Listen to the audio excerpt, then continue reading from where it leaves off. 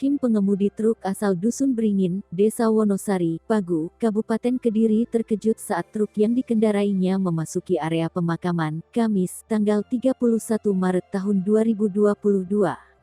Rohim yang saat itu tengah mengemudikan truk bernomor polisi AG 8086 kilobita tersebut berkendara dari arah Kediri menuju ke Malang.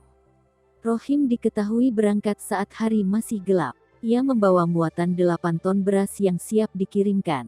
Tanpa menaruh curiga, Rohim berkendara dengan santai.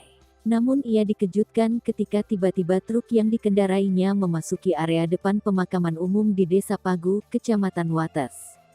Warga sekitar menemukan truk masuk makam milik Rohim saat hari menjelang siang. Warga merasa ada yang aneh lalu melaporkan penemuan truk bermuatan beras tersebut ke pihak berwajib.